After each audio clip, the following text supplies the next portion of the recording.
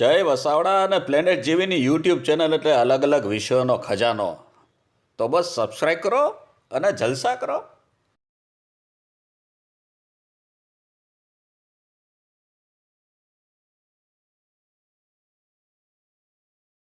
दोस्तों, आज 7 अप्रैल विश्व स्वास्थ्य दिन।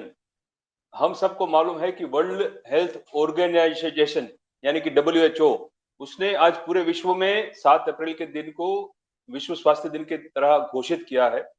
उसमें ना ही सिर्फ शारीरिक स्वास्थ्य बल्कि मानसिक स्वास्थ्य का भी उतना उन्होंने इंपॉर्टेंस दिया है। और हम सबको मालूम है आज पूरे विश्व में इतने सारे सुसाइड हो रहे हैं, इतने सारे डिप्रेशन के भोग शिकार सब बन रहे हैं, इतने सारे मिसहैप्स हो रहे हैं, इतने सारे परिवार टूट रहे हैं, बच्चों में भी हमने ना जो ना सुनी हुई हो ऐसी मानसिक बीमारियों ने बच्चों में बूढ़ों में घर कर लिया है। तो उसका रीजन क्या है? वो भी एक आज बहुत बड़ा एक ग्लोबल इश्यू बन के हमारे सामने उभरा है। और हम बार बार ये भी सुनते हैं कि IQ, EQ वो सब क्या होता है, उसके बारे में भी हम आज अपना जो हमारा एक जो ग्लोबल वेबिनार है उसके बारे में हम पूरा उसका पूरा नो हाउ हमने आज हमारी जो पैनल ऑफ एक्सपर्ट्स है उनसे लेंगे। एनिमल हेल्पलाइन कोरोना फाउंडेशन के फेसबुक पेज पे आज हजारों दर्शक जो इस वेबिनार का जीवन प्रसारण देख रहे हैं और देखने वाले हैं, उन सबका एनिमल हेल्पलाइन कोरोना फाउंडेशन की ओर से मैं तहे दिल से स्वागत और अभिवादन करता हूं। और आप सबको बहुत बहुत धन्यवाद भी देता हूं कि आपने कंसर्न सिटीजन, एक जवाबदार नागरिक की तरह आज के इस वेबिनार को सुनने का, उससे कुछ इंस्पिरेशन लेने का, उससे कुछ गाइडेंस लेने का आपने एक प्रयत्न किया। इसके लिए मैं आपको बहुत बहुत धन्यवाद और साधुवाद देता हूं। जैसा कि हम सबको विदित है कि आज का जो हमारा जो विषय है वो ये है कि इमोशनल इंटेलिजेंस यानी कि EQ वो IQ यानी कि इंटेलिजेंट क्वेश्चन से ज्यादा इंपॉर्टेंट क्यों है? Why EQ is more important than IQ, उसके बारे में हम पूरा मार्गदर्शन हमारे जो पैनल ऑफ एक्सपर्ट्स हैं उनसे लेंगे। जैसा कि हम सबको विदित है कि जो वैश्विक स्तर पे गुजरात और गुजरातियों के और हम सबके गौरव हैं, ऐसे जय वसावड़ा जी वो आज के मेन स्पीकर हैं। वो उनका परिचय देने की आई डोंट थिंक सो कि मेरे को कोई जरूरत है, क्योंकि वो हम सबके दिल में बसे हुए हैं। एक प्रेरक वक्ता है, लेखक हैं। बहुत ऐसा कम देखा गया है कि जो लेखक होते हैं वो बहुत अच्छे वक्ता भी हों, और जो अच्छे लेखक हो, अच्छे वक्ता हो, वो अच्छे इंसान भी हों। इन्होंने तीनों क्वालिटीज का एक संगम परम कृपालु परमात्मा ने किया है। ऐसे जय वसावड़ा जी कुछ ही मिनटों में हमारे साथ जुड़ जाएंगे। हम उनका जो उनका तो एक बोलते हैं वो ग्लोबल ट्रैवलर है। मेरे ख्याल से 100 से ज्यादा कंट्रीज में उन्होंने ट्रैवलिंग भी किया है। उन्होंने अभी तक थाउजेंड्स ऑफ इस तरह के सेमिनार्स, वेबिनार्स ऑफलाइन ऑनलाइन किए हुए हैं, करते रहते हैं। और सबसे बड़ी और एक बोलते हैं ना इंस्पिरेशन वाली बात उनकी ये भी है कि जहां तक मैं जानता हूं उन्होंने पूरा प्राइमरी जो एजुकेशन है वो पूरा घर बैठ के किया है। तो कई बार हमको ऐसा लगता है ना कि जो एजुकेशन का मतलब क्या है, वो बोलते हैं किताबों का ज्ञान। तो किताबों का ज्ञान उन्होंने अपने पेरेंट्स से लिया है, अपने घर पे बैठ के लिया है, और फिर भी आज वैश्विक स्तर पे उन्होंने हम सबका नाम रोशन किया है। ऐसे जय वसावड़ा जी कुछ ही मिनटों में हमारे साथ जुड़ जाएंगे। ऐसे ही हमारे दूसरे पैनलिस्ट जो एक्सपर्ट पैनलिस्ट में आज हमारे साथ जुड़े हुए श्री विपुल माली जी, एक यंग एंटरप्रेनर है और पर्टिकुलरली HR कंपनी, एक पोस्ट रिज्यूम उनको वो हेड करते हैं, और पूरे ग्लोबल लेवल पे मल्टीनेशनल कंपनीज के साथ उनका टाइप है और क्वालिटी HR उनको प्रोवाइड करते हैं। जय वसावड़ा जी आपका स्वागत है। बस मैं अभी आपका ही बोल रहा था बिल्कुल कि बिल्कुल, वो एक कोरोना की वजह से वो सब न्यूज वाले कहते हैं ना कि कुछ बाइट दे दे, लोग घर पे रहे। तो घर पे रहने की बात में घर पे रह के करके वापस आ गए आपके पास। अरे बस मैं वही बोल रहा था कि बहुत अच्छा ऐसा कम देखा जाता है कि जो लेखक हो वो अच्छे वक्ता भी हो, और अच्छे लेखक, अच्छा वक्ता, वो अच्छे आदमी भी हो। I am proud to be अरे योर फ्रेंड। तो अरे मेरा मैं तो आपके बारे में व्यक्तिगत कहना चाहता हूँ, जिन लोगों को हिंदी भाषी है और सुन रहे हैं उनको तो शायद पता नहीं होगा, हमारे मित्तल भाई जो है वो बड़े अच्छे काम तो करते ही है। जैसे उन्होंने अच्छे इंसान वाली बात की, वहीं से मैं शुरू करता हूँ उनके बारे में कि वो अच्छे इंसान तो ही है, उसमें तो कोई शक ही नहीं है कि कितने अच्छे इंसान है वो। आप पूछिए राजकोट में किसी से भी कि कितनी प्रवृत्तियां करते हैं, और इंसानों की दुआ तो हर कोई लेता है, ये तो अबोल पशुओं की, पंखियों की दुआ भी लेते हैं, इतने अच्छे इंसान है। बहुत तो बहुत आपका ये बहुत धन्यवाद। अच्छे कवि भी है। काफी बार कुछ जो इश्यूज आते हैं उनके ऊपर, कॉन्टेम्पररी इश्यू के ऊपर इतना अच्छा लिख के भेज देते हैं, तो बड़ा मजा आ जाता है वो पढ़ने के लिए। हमारा कैथारसिस हो जाता है उनकी बातें पढ़ के। तो और मैं तो अमेरिका में भी देखा है कि कितनी अच्छी उनकी प्रवृत्ति की सराहना की गई। चालो गुजरात कार्यक्रम जो सुनील नायक प्रफुल्ल नायक कर रहे हैं, तो वहां पे भी वो उनको आमंत्रित किया गया था और यहाँ से गए भी थे मित्तल भाई। तो मुझे मालूम है कि भाई कितने अच्छे आदमी है, कितना अच्छा काम कर रहे हैं हमारे कथिरिया साहब। मैं अपना विषय के बाद में आऊंगा, मित्तल भाई मुझे जब बुलाएंगे तब आऊंगा। लेकिन यस ये भी कह रहा हूँ, जो सुनने वाले जो इकट्ठे हुए उनके लिए, कि हमारे कथिरिया साहब, इन दोनों की वजह से मैं यहाँ पे हूँ। मैं यहाँ पे घर पे बैठे हुए नाइस ऑफ यू। आराम से कोई मूवी देख सकता था, कोई किताब पढ़ सकता था, लेकिन मैंने कह दिया कि आप बताइए कब करना है, मैं आ जाऊंगा। क्योंकि हमारे वल्लभ भाई कथीरिया डॉक्टर है, डॉक्टर की हिसाब से भी उन्होंने काफी लोगों को उनको मरीजों को उन्होंने ठीक किया है। और एक पॉलिटिशियन, एक जाहिर जीवन के आदमी हम कह सके, उसके हिसाब से भी उन्होंने कई मरीजों को ठीक किया है। क्योंकि मैंने तो देखा है कथीरिया साहब एक ऐसे आदमी है कि नेशनल लेवल की पर्सनालिटी है, लेकिन हर कोई उनको छू सकता है, उनके पास जा सकता है, अपनी बात रख सकता है, वो उनको सुनते हैं, उनके साथ उनकी उनकी जिसकी हम बात करने जा रहे हैं ना, इमोशनल क्वोशंट, वो इमोशनल क्वोशंट इन दोनों लोगों में कूट कूट के भरा हुआ है। तो ये ये इतने प्यार से इमोशनली हैंडल करते हैं हर सिचुएशन को। और अब तो गायों के लिए काम कर रहे हैं, ये मुझे बड़ा अच्छा लगता है। क्योंकि जिनके बारे में कोई आवाज उठाने वाले, जो खुद अपनी आवाज नहीं उठा सकते, उनके बारे में अगर आप आपकी आवाज उठाए, तो मुझे लगता है कि परमात्मा की आवाज जो है वो आपके लिए उठेगी। ये इतना पुण्य का अच्छा काम ये दोनों सज्जन कर रहे हैं, तो मेरा प्रणाम व्यक्तिगत रूप से। और फिर मित्तल भाई इतना बोल दिया, ये आप दोनों के बारे में बोल रहा था इसलिए बोल दिया, विषय के बाहर जाके। अब आप जैसा बताए वैसे बोलूंगा। अरे जय भाई, आपने पूरे विषय में जो आपका अनुभव सिद्ध जो वक्तव्य दिया है, और आपको जान के आनंद और गौरव भी होगा कि कल से ही एक वैश्विक स्तर पे भूमि सुपोषण अभियान शुरू हो रहा जी है। जैसा कि हम सबको विदित है कि कोरोना और ऐसी कई बीमारियां बेसिकली जो आती अन्न से, और हम जी बोलते रहते हैं कि जैसा अन्न वैसा मन। तो मन कैसे प्रफुल्लित होगा, कैसे पुण्यान्वित होगा, तो अन्न को क्वालिटी प्रदान करने के लिए कल से ग्लोबल लेवल पे भूमि सुपोषण अभियान शुरू हो रहा है।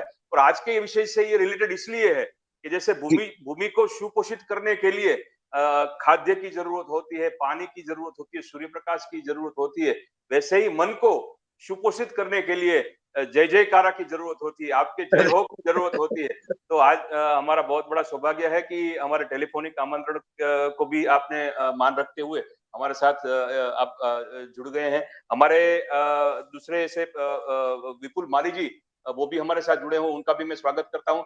जय भाई, आपने अपने बहुत ही व्यस्त शेड्यूल से हमको टाइम दिया है, हम सबको विदित है। वैसे शेड्यूल ये था कि विपुल भाई पहले बोलेंगे क्योंकि आप थोड़े ऑक्यूपाइड थे, बट विपुल भाई हमारे दोस्त है, तो उनसे मैं परमिशन लेके आपका समय नहीं नहीं सर, सबके लिए। सीनियर यस यस नहीं नहीं, मेरा विपुल भाई को सौभाग्य पहले होगा रखे, कि मैं जय राजकोट वाला जय भाई घर का को आदमी हूँ। सुनना मेरा सौभाग्य होगा। Yes, yes, पहले yes, yes. उनको सुनेंगे। We are desperate. We are desperate, and और we will be more than happy. विपुल भाई तो हमारे परिवार के हैं।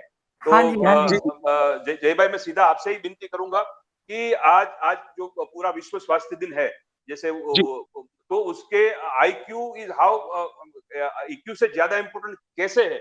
और आपको तो विदित होगा, आप तो you are also from Rajkot. तो अनफॉर्चुनेटली जी राजकोट को सेवा नगरी तो सब बोलते हैं, बट आपको भी विदित है कि राजकोट में डेली हम सुनते 3 सुसाइड हुए, 4 सुसाइड हुए, और जी कई सुसाइड तो ऐसे होते हैं जो डिक्लेयर भी नहीं होते सामाजिक प्रतिष्ठा के हिसाब से। तो यही सीन पूरे वर्ल्ड में इस तरह का नेगेटिव एनवायरनमेंट मानसिक स्तर पे हो रहा है। पूरे कहीं पे भी हम साइकियाट्रिस्ट के पास जाते हैं तो लाइन लगी होती है। वो जो मानसिक दिव्यांगता जो हेरिडेटरी हो उसका तो कोई दिक्कत, उसमें तो सिर्फ भगवान ही हेल्प कर सकते हैं। बट बहुत सारे लोग जो डिप्रेशन और स्किजोफ्रेनिया जी जैसे रोग का भोग बन रहे हैं, बच्चों में भी बोलते हैं फेसबुक पे 5000 फ्रेंड होते हैं, पर जिससे दिल खोल के बात कर पाए उसे ऐसे 2 लोग भी नहीं होते हैं। सही बात है। तो इमोशनल क्वेश्चन को कैसे बढ़ाया जाए, भावनात्मक प्रतिक्रिया, तो ही अपने सफलता और सुफलता जीवन में कैसे प्राप्त की जाए, उस बारे में आप अपना हम सबको मार्गदर्शन दे, ऐसी आपसे विनती है। जय भाई वसावड़ा। जी जी मैं विपुल भाई का भी धन्यवाद कहूंगा, वो उन्होंने अपना वक्त मुझे दे दिया। तो आपका भी धन्यवाद सर। और ये मेरे लिए तो सब घर के ही लोग हैं, तो जब जैसा चाहे, जो चाहे, जैसे चाहे, मैं तो मित्तल भाई आपको कहता भी हूँ कि आपको जब लगे कि भाई यहाँ पे किसी पे विपुल भाई का बीच में भी ले लेना है, कि अरे उनसे इसका अभिप्राय लेना है, इस बात में कोई सवाल पूछ यस लेना है, फील फ्री। आप ले ही Yes. लेना। और जो आपने बताया, मैं दो बातों से बात करना चाहूंगा। एक पुराने जमाने की बात है, एक आने वाले कल की बात है। तो पुराने कल की एक बात यह है कि अल्बर्ट आइंस्टाइन, जिनका आईक्यू संसार में उस वक्त तो सबसे ज्यादा था और आज भी सबसे ज्यादा आईक्यू वाले इंसानों में माने जाते हैं, अल्बर्ट आइंस्टाइन। तो आइंस्टाइन की वाइफ मिलेवा, उनकी पत्नी, उनको किसी ने पूछा कि भाई आपको पता चलता है कि आपके पति क्या है गुल खिला रहे हैं विज्ञान में, ये सापेक्षवाद क्या है, general theory of relativity, special theory of relativity, ये चीज क्या है, आपको कुछ पता है, आपके हस्बैंड क्या कर रहे हैं? तो उन्होंने कहा कि मुझे ये समझ में नहीं आता कि वो क्या रिसर्च कर रहे हैं, लेकिन मैं उनको समझती हूँ, एक काफी है। ये उनको समझना मुझे ज्यादा अच्छा लगता है। ये Yes. उनके रिसर्च से समझ, वो चाहे ब्रह्मांड के रहस्य समझ ले, मैं मेरे पति को समझती हूँ।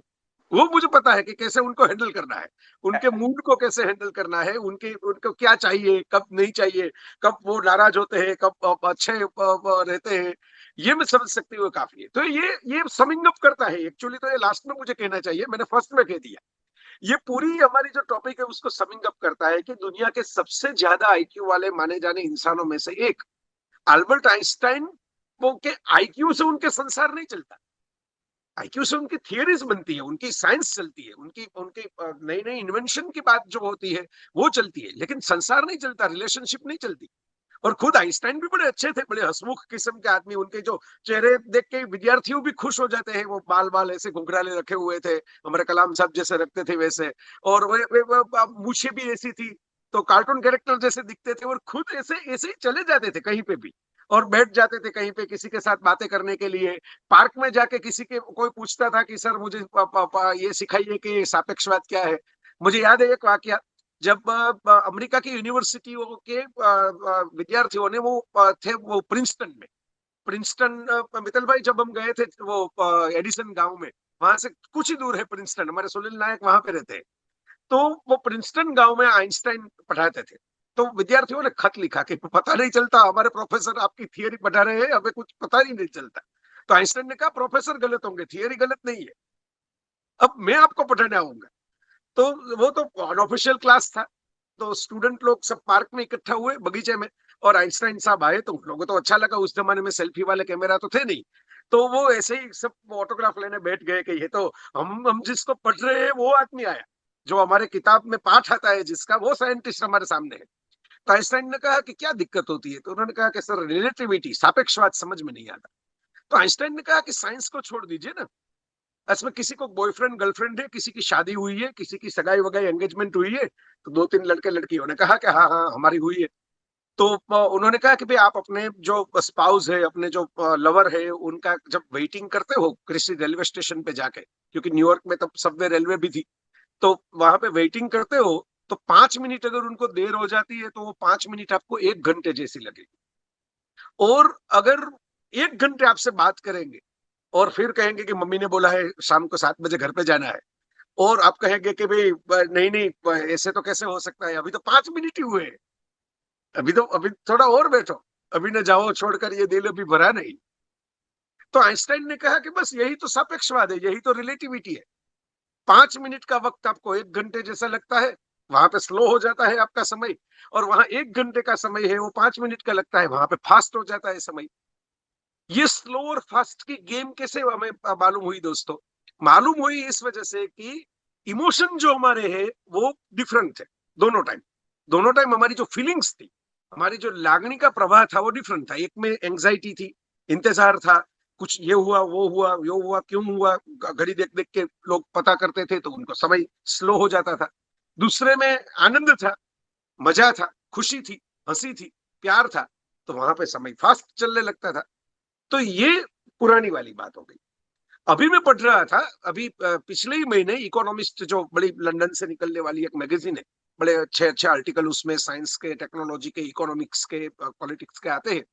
उसमें एक सर्वे आया कि 2040 में विमेन पावर के ऊपर पूरा आर्टिकल था, और क्योंकि विमेन्स डे आ रहा था मार्च महीने में, तो फरवरी में उन्होंने एक आर्टिकल रखा कि 2040 में, हम 2021 में है, तो 20 साल के बाद, 20 साल पहले नहीं 20 साल बाद, जो फ्यूचर है उसमें रोबोटिक्स आ जाएगा बहुत सारा, अभी तो हम पता ही कर रहे हैं ना, हम बोल रहे हैं और मोबाइल चालू हो जाता है हमारी आवाज की वजह से।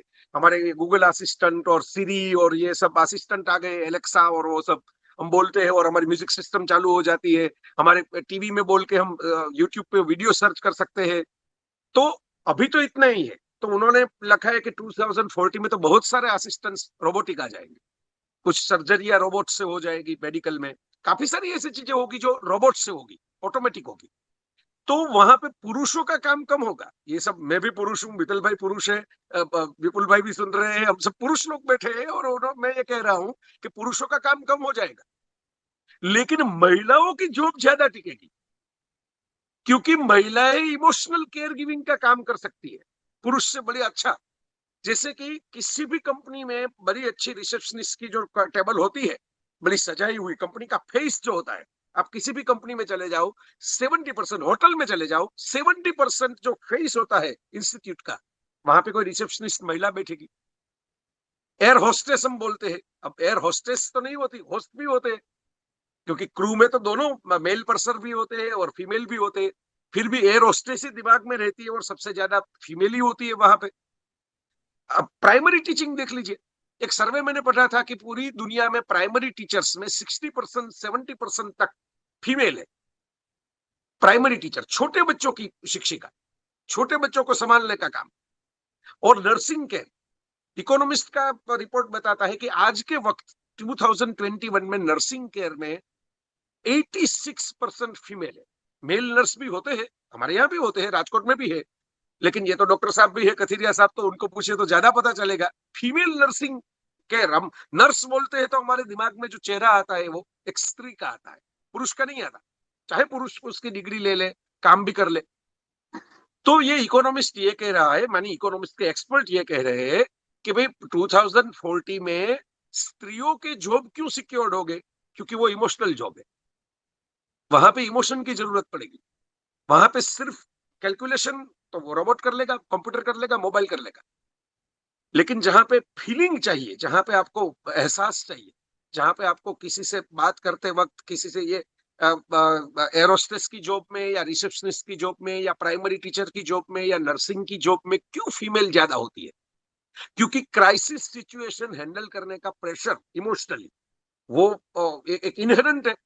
हमारे परिवारों में भी आप देख लीजिए ना, एक मेरे पिताजी ने सालों पहले आराधना फिल्म, जब उनके साथ में बैठ के देख रहा था, राजेश खन्ना और शर्मिला टैगोर वाली आराधना फिल्म, मेरे सपनों की रानी वाली, बड़ी पुरानी फिल्म है 71 की।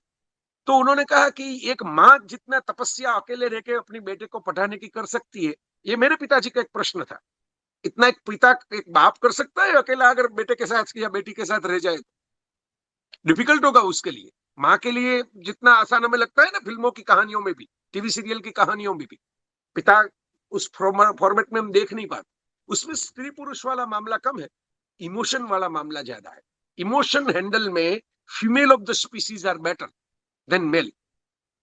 ज्यादातर लोग हम कहते हैं ना कि फीमेल जो है होती है वो इमोशनल होती है, इमोशनल होती है इसी वजह से तो केयर कर पाती है, इमोशनल होती है इसी वजह से तो बच्चों को संभाल पाती है, इसीलिए तो मातृत्व का वरदान परमात्मा ने उनको दिया।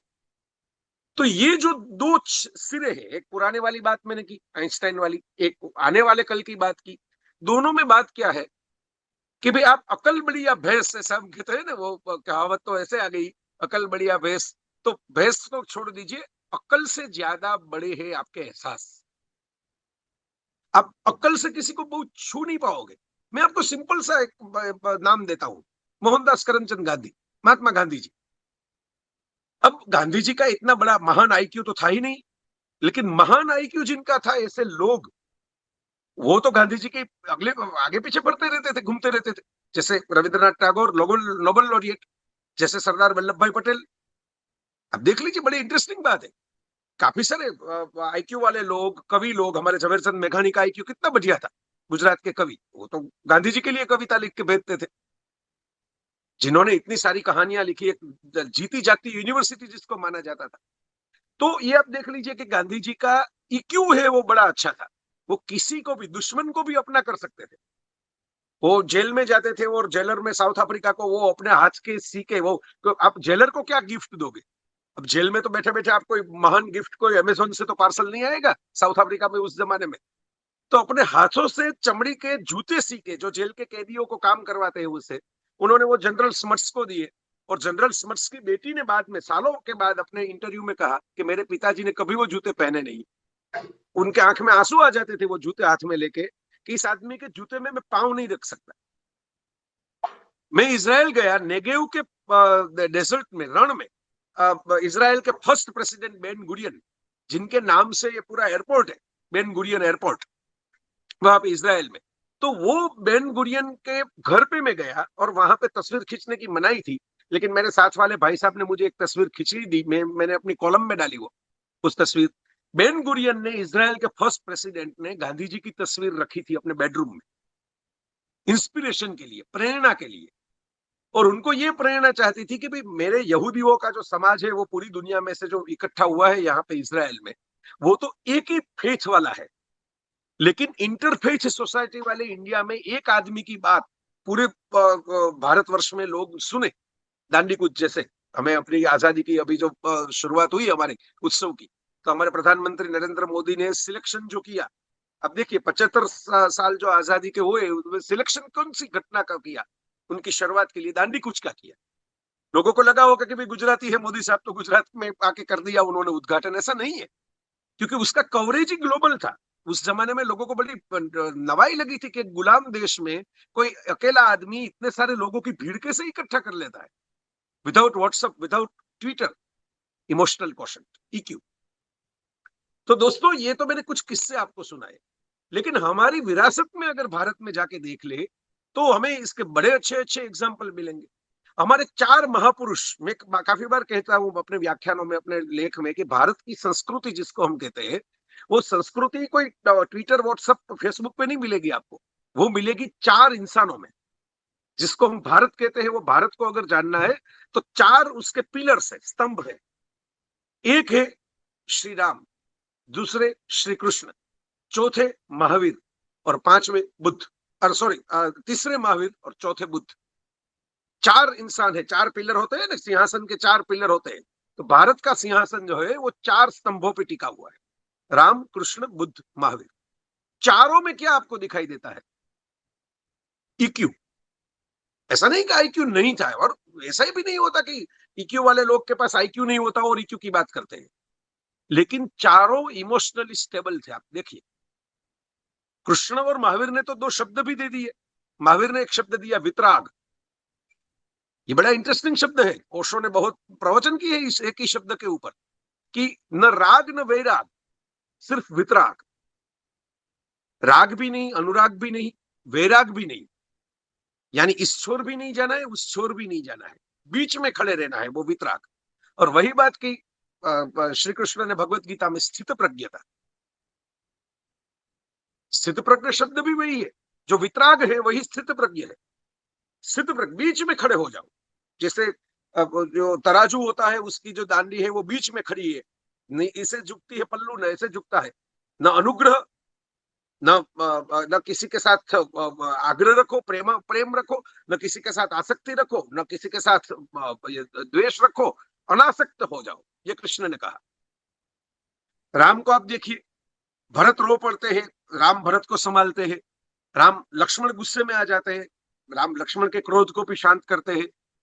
राम वनवासियों के साथ भी संवाद करते हैं, हनुमान के साथ बैठ जाते हैं, सुग्रीव के साथ बैठ जाते हैं, जाम्बुवान, नल, नील, सबके साथ उनका काम रहता है।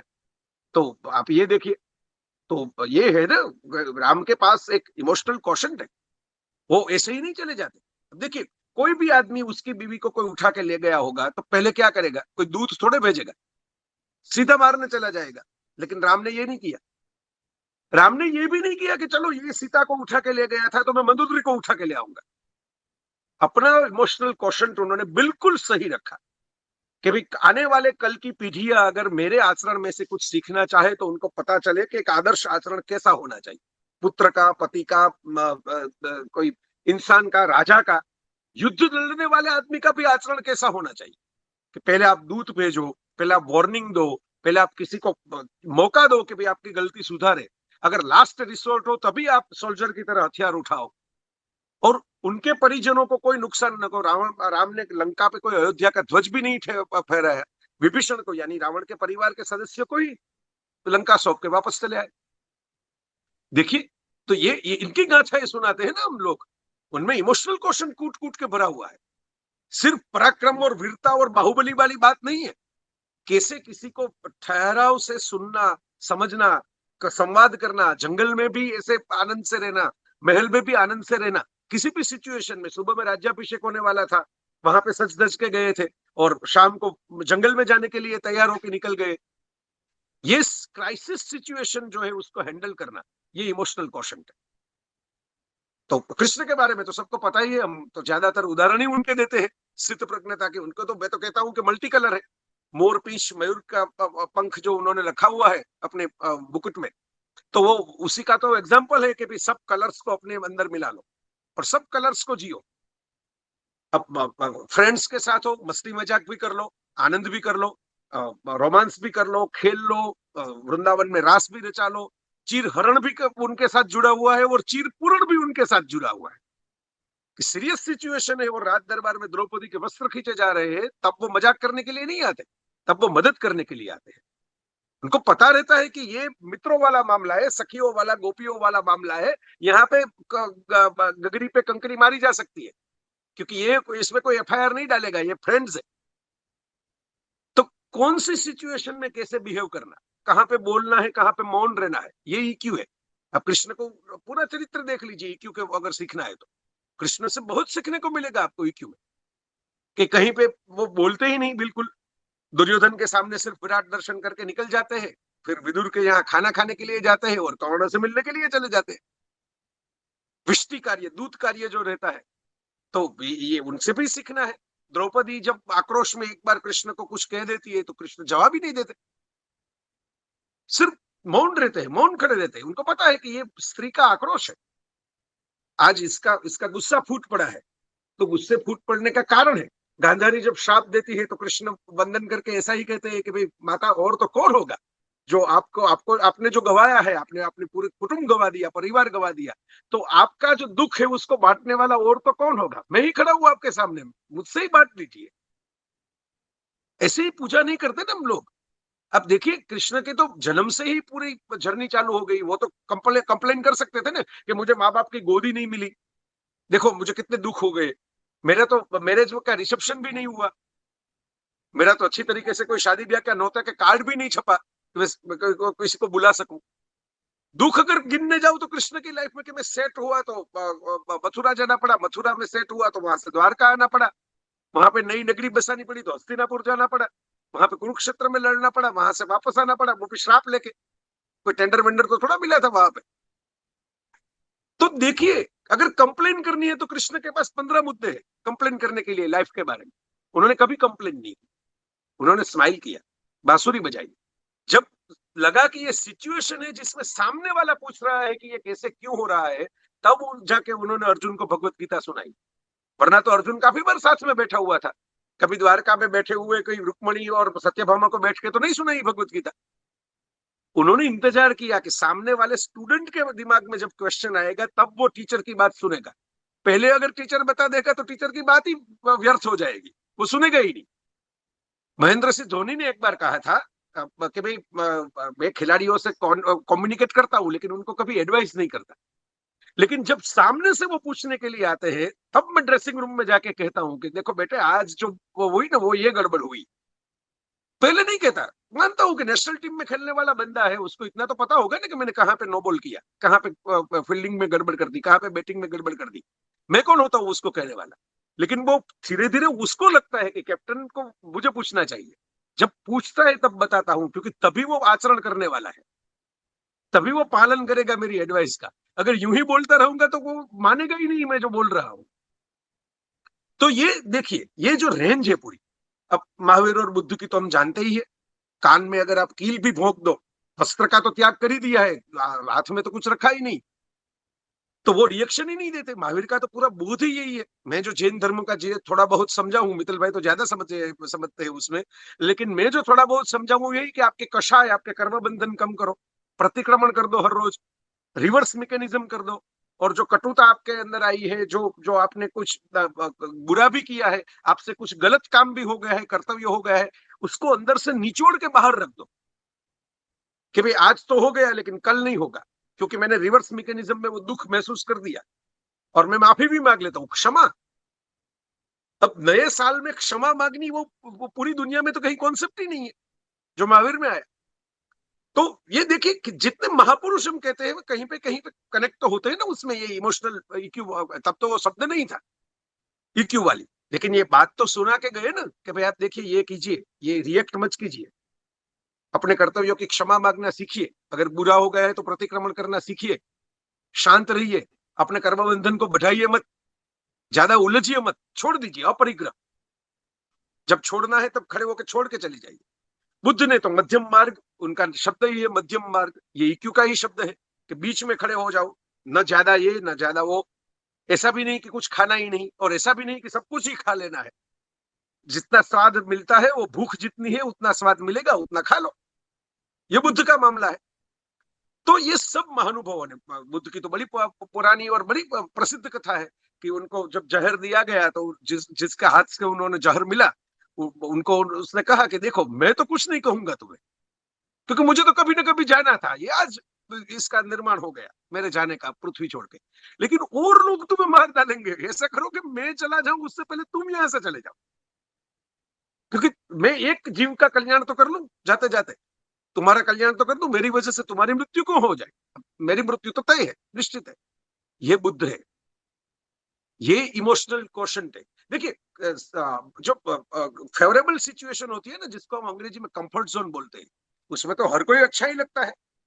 मैं घर पे बैठा हूँ, यहाँ पे आराम से बैठा हुआ हूँ, मेरा ही घर है, लाइट चालू है, पंखा चालू है, कोई क्राइसिस सिचुएशन है ही नहीं, तो मैं अच्छी अच्छी बातें सुना रहा हूँ आपको। अगर यहाँ पे कुछ धरतीकंप का कोई आ जाए यहाँ पे शौक, या कोई ऐसी लाइट वाइट चली जाए, या कोई ऐसा ही कोई सांप निकला है सपोज, तब आप कितने स्थिर रहते हैं, तब पता चलता है कि आप जो बातें सुना रहे हैं उसके साथ आपका जुड़ाव कितना है, आपके इमोशनल जो है वो पावर कितना है। तो इक्यू जो है वो आपको क्राइसिस में मदद करता है, वर्स्ट सिचुएशन में अपने आप को, जो मित्तल भाई ने शुरुआत में बोला कि इतने सारे डिप्रेशन के केस बढ़ रहे हैं, ये क्लिनिकल डिप्रेशन वाला मामला डिफरेंट है, वो हेरिडिटरी में आता है, वो हमारे जीन्स में भी होता है, थोड़ा बहुत केमिकल लोचा, जिसको मुन्ना भाई ने बोला था फिल्म में, वो केमिकल लोचा दिमाग में शुरू हो जाता है, और आप किसी डॉक्टर के पास चले जाओ और वो उसका वो मैं अगर मेरे पास आओगे तो मैं उसकी दवाई प्रिस्क्राइब नहीं कर पाऊंगा, आपको साइकियाट्रिस्ट के पास जाना पड़ेगा।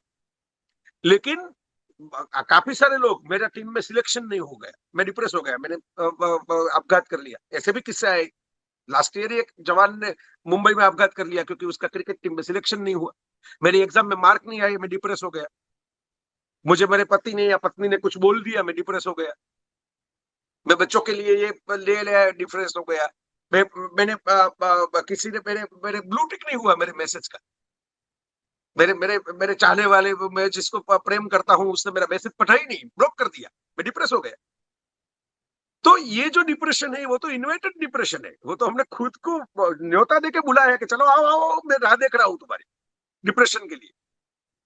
तो क्योंकि हम हमारे रिलेशन में क्लियर नहीं है, हम हमारे जो क्या चाहिए उस एम्बिशन में क्लियर नहीं है, हम हमारी जो क्रिएशन है उसमें क्लियर नहीं है, हम क्लियर ही नहीं है तो डिप्रेस होते जाएंगे। तो इमोशनल जो स्टेबिलिटी है वो हमें क्लियर करना सिखाएगी चीजों को, कि आप क्लियरली सोचे, क्लियरली देखे, क्लियरली विजुअलाइज कीजिए। देखिए पेंसिल्वेनिया यूनिवर्सिटी में एक प्रयोग हुआ था सालों पहले, उसमें बच्चों को, काफी सारे बच्चों को चॉकलेट दी गई और बच्चों को कहा गया कि भाई आप अगर ये चॉकलेट नहीं खाते हो और ऐसे ही संभाल के रखते हो एक वीक के लिए, एक सप्ताह के लिए, तो आपको 3 और चॉकलेट मिलेगी बोनस के तौर पे, लेकिन अभी खोल के खा जाते हो, एक वीक तक रखोगे वापस दोगे, आपको 3 मिलेगी, लेकिन अभी खा जाओगे तो नहीं मिलेगी। तो वो सर्वे तो तभी खत्म हो गया एक वीक में, लेकिन 15 साल के बाद ये देखा गया कि जिस बच्चों ने कंट्रोल किया चॉकलेट खाने की अपनी तमन्ना को, अपनी भूख को, अपनी अपनी लालच को, वो आगे जाके बेटर करियर में without depression, without emotional instability वाले इंसान बने। और जो कंट्रोल नहीं कर पाए अपने डिसीजन को, वो थोड़े साइकिक तौर पे या कोई किसी को इंट्रोवर्ट हो जाता है, बहुत ज्यादा लोगों से मिक्स नहीं होता, या कुछ और एक्सट्रोवर्ट हो जाता है, लोगों के साथ ही बाहर रहता है, घर पे मिक्स नहीं होता, ऐसे कुछ मामला है। तो ये तो साइंटिफिक एक्सपेरिमेंट था पूरा साइकोलॉजी का, और 15 साल के बाद उसके रिजल्ट आए। तो ये होता है। मैं तो काफी बार पेरेंट्स के लिए जो सेमिनार करता हूँ उसमें बोलता भी हूँ। मेरा एक पूरा लेक्चर वो planetjv.net मेरी जो यूट्यूब है उसमें रखा ही है। तो उसमें मैं बोलता हूँ कि भाई आप देखिए अपने बच्चों को अब सही गलत ये सब की पहचान कैसे करवाओगे? बोल के करवाओगे। वो आपने बोल दिया, उससे सुन लिया, आप खुद भी नहीं सुनते काफी सारी बात। तो मैं तो कहता हूँ कि मैं बोलता हूँ, आप भी ध्यान से नहीं सुनते कभी कभार, तो वो कैसे सुनेगा? वो तो छोटा बच्चा है। लेकिन आप उसको मॉल में ले जाओ, मेले में ले जाओ, कहीं पे बाहर ले जाओ, और उसको ऑप्शन दो कि 10 रुपया है, चाहे आपके 100 रुपया है, आपको आपका आपका लाडला या लाडली है, आपको आपका आंख का तारा है, लेकिन 100 रुपये मत दो, 10 रुपये दो, और बोलो कि या तो आइसक्रीम खाओ या तो समोसा खाओ। उसको डिसीजन लेने दो कि 10 रुपये में या तो आइसक्रीम आएगा या तो समोसा आएगा। तो एक चीज को पसंद करने, सिलेक्शन उसको बताओ कि सिलेक्शन कैसे करो। एक सिलेक्ट करोगे तो एक छोड़ना पड़ेगा। मैं जब आज शाम को आपके साथ बात कर रहा हूं, तो सपोज मुझे किसी का फोन आया कि भाई यहाँ पे एक कार्यक्रम है, आया भी था, तो मैंने कहा कि भाई मुझे भाई ये नहीं करा, मैं तो जुड़ नहीं सकता टेलीविजन चैनल का। तो मैंने कहा कि भाई मैं आपका संदेश दे सकता हूँ लेकिन जुड़ नहीं सकता। क्यों? क्योंकि मैंने यहाँ पे वक्त दिया हुआ है। अब तो वो ये जवानी है दीवानी फिल्म में दीपिका और रणबीर का एक सीन है, आपको याद होगा, कि वो उदयपुर में जा रहे हैं ऊपर और सनसेट हो रहा है, और उसने नीचे वाले शो की कोई टिकट विकेट लेके रखी है, और वो कहता है जल्दी जल्दी भाग भाग के चले जाओ, वो शो शुरू हो जाएगा। और वो गर्लफ्रेंड जो है दीपिका जो है उसको बैठ के कहती है कि तुम कितना भी भाग लो, कितना भी दौड़ लो, कुछ ना कुछ तो छूट ही जाएगा। अब आधा सनसेट देखोगे, आधा शो देखोगे, उससे तो बेटर है कि पूरा सनसेट देख लो, जाने दो, शो को छूट जाएगा। यहाँ पे इस मोमेंट को एंजॉय करो ना, जहाँ पे बैठा हो वो सामने सूरज डूब रहा है, वो वापस नहीं आएगा, देख लो। तो ये जो चीजें होती है, ये चीजें हमारे लिए है, हमें सीखने के लिए है। और आप ये ध्यान रखिए मेरे दोस्तों कि इमोशनल क्वेश्चन कोई कोई रॉकेट साइंस नहीं है, कोई ऐसी कोई कि जिसमें बहुत सारा आपको पढ़ाई करनी पड़े, या बहुत सारे ग्राफ चेक करने पड़े, या बहुत सारा, वो सिर्फ हमारी फीलिंग्स को कैसे हैंडल करे उसका शास्त्र है। और पश्चिम की दुनिया में बाद में आया। हमारे यहाँ तो जैसे मैंने बताया हमारी संस्कृति और विरासत में जुड़ गया था। हमारे काफी सारे बोध ही इसके हैं कि भाई आप बहुत आगे ना जाओ, ये मत करो, ये मत करो, यहाँ से रुक जाओ। तो हमारे तो पूरा देश ही इमोशनल है। मैं तो कहता हूँ कि हिंदुस्तान जो है वो इमोशनल कंट्री है। हमारी हमारे लोग भी इमोशनल है, बात बात में इमोशनल हो जाते हैं। अब क्रिकेट मैच देखने के लिए गए तो लोग ही गए थे ना, कोई ऐसा तो नहीं था कि कोई मंगल और शुक्र के से टपके हुए आए थे। तब भी वो इमोशनल होकर यूफोरिया में आ गए। फिर लोगों ने, सरकार ने कहा कि भाई नहीं घर पे बैठ जाओ, तब भी यूफोरिया में आ गए। तो हम तो यूफोरिया में ही जीते हैं कि भाई एक चीज हो गई यूफोरिया में, भूल भी जाते हैं 6 महीने के बाद। वापस कोई एक लड़का अगर बोर में गिर जाता है तो पूरा देश टीवी पे टकटकी लगा के बैठ जाता है कि हाय ये प्रिंस गिर गया, प्रिंस गिर गया, प्रिंस गिर गया। जैसे पूरी दुनिया में एक ही लड़का है जो गिरने वाला है यहाँ पे। और फिर कितने सारे गड्ढे खुले देखता हूं मैं जब प्रवास करता हूं तब। कोई उठा के वहां पे ढक्कन नहीं रखता, कोई एक एक पत्थर भी यहाँ से यहाँ पे छोड़ के नहीं रखता। क्यों? क्योंकि तब वो इमोशनल यूफोरिया था, तब इमोशन हाई पे थी। फिर कई वो छोड़ दिया।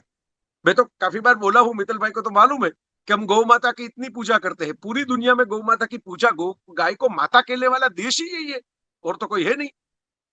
ओके, लेकिन गाय का दूध मेरे मेरे मैं जहां पे रहता हूँ उसी एरिया में 70-80% लोग तो नहीं पीते। तो वो पश्चिम में तो काऊ मिल्क मिलता है क्योंकि वहां पे तो मेन स्ट्रीम है। हमारे यहाँ नहीं मिलता। बातें करते हैं लेकिन बाहर से कोई अगर आदमी आएगा तो फोटो खींचेगा तो पता चलता है कि सड़क पे गाय बैठी हुई है। तो ये देखिए, क्योंकि अब ऐसे लोग हैं कि बहुत जल्दी भूल भी जाते हैं कि सुबह में हमने पुण्य कमा लिया गाय के पास जाके, और शाम को गाय को यहाँ पे प्लास्टिक खाने के लिए छोड़ दिया। तो ये जो चीजें होती है, तो मैं ऐसे कहता हूं कि अगर इमोशन से आप फील करोगे तभी आपको पता चलेगा कि कैसे उसको हैंडल करना है, वरना आपको पता नहीं चलेगा। आप फील करोगे ना तभी आपके दिल में वो बात आएगी, तभी आप रुकोगे, तभी आपको लगेगा कि नहीं अगर सीसीटीवी है तभी अच्छे रहोगे, अगर पुलिस वाला खड़ा है तभी मास्क पहनोगे, तभी सीट बेल्ट लगाओगे। ये कोई इमोशनल इंटेलिजेंस नहीं है, ये तो कनिंग इंटेलिजेंस है, ये तो उल्लू बनाने की विद्या है। इमोशनल इंटेलिजेंस ये है कि आपको फील है। आपने देखा होगा नितिन गडकरी जी, जिन्होंने बहुत सारा अभी प्रोजेक्ट किया है हाईवे के बारे में, इंफ्रास्ट्रक्चर के बारे में, फास्टैग के लिए और एक्सीडेंट रोकने के लिए बहुत बोलते भी है, कटु वचन बोलते हैं, कहते भी है कि भाई कोविड से ज्यादा लोग तो एक्सीडेंट में मर जाते हैं और आपको ये नहीं पड़ी।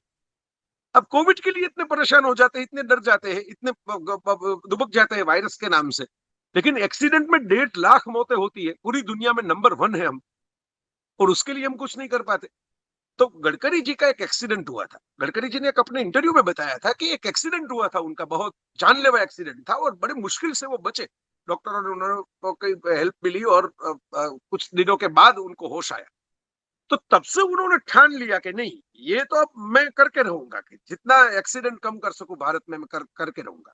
ये देखिए अब इमोशनल वाली बात आ गई, अब दिल पे ले लिया उन्होंने। वो सिर्फ मिनिस्टर वाली बात नहीं रह गई, वो सिर्फ फाइलों वाली बात नहीं रह गई टेबल के ऊपर, वो दिल को निकलने वाली बात हो गई कि मुझे मौका मिलेगा तो मैं एक्सीडेंट कम करूंगा। ये जो होती है ना, ये काफी सारे, आप स्टीव जॉब्स की कहानी उठा के देख लिए, इलोन मस्क की कहानी उठा के देख ले, वो ऐसे लोग सफल होते हैं कि जो दिल पे लेके आगे चले जाते हैं, किसी का नुकसान नहीं करते। ऐसा नहीं कि किसी को मार देते हैं या किसी का खून कर देते हैं, ये भी लोग ऐसे होते हैं जो दिल पे ले लेते हैं। लेकिन यही तो मैं बताना चाहता हूं मेरे दोस्तों कि इमोशनल क्वोशंट, ईक्यू क्या होता है, इमोशन और ईक्यू में क्या फर्क है। तो इमोशन क्वोशंट का अपना भी एक इंटेलिजेंस वैल्यू है।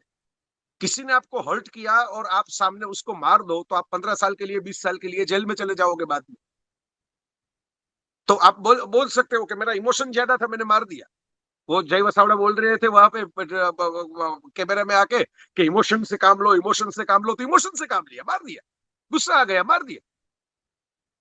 तो ये ईक्यू नहीं है दोस्तों, ये इमोशन है, ईक्यू नहीं है, क्वोशंट नहीं है उसका, उसका इंटेलिजेंस लेवल नहीं है। ये इमोशन को हैंडल कैसे करना, वो ईक्यू है।